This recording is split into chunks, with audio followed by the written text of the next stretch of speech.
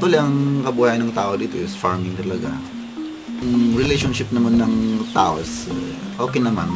Kaya lang, nakikita mo talaga, pag mga taga rito is mapunta sa bayan,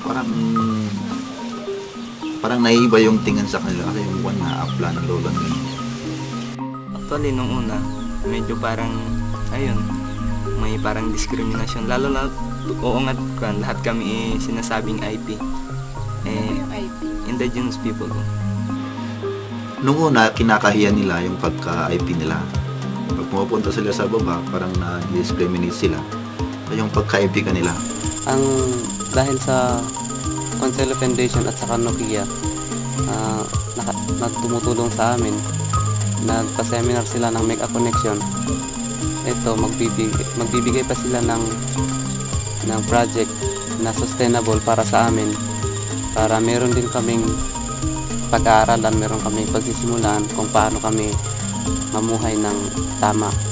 Sa mga kabataan, nakikita natin, na-appreciate ng mga kabataan ang worth nila bilang isang IT. Ngayon na, after the training, parang nakikita mo naman talang mataas na yung pagtingin nila sa sarili nila. Siguro yung pinaka-importante sa amin, ma'am, yung kung paano ipipreserba yung kultura namin at kung paano mahalin yung aming kultura.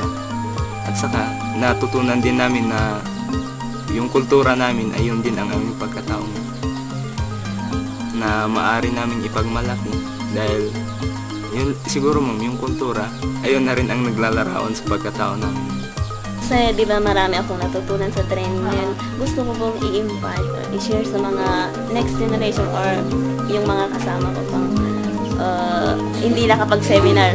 Parang nagkaroon ako ng challenge sa buhay, ganun na kahit ako isa lang na IT mo, kaya kong mapaangatin at hindi lang yung sarili ko ang kaya kong paangatin, kundi lalo pa yung mga sumusunod na kabataan sa akin.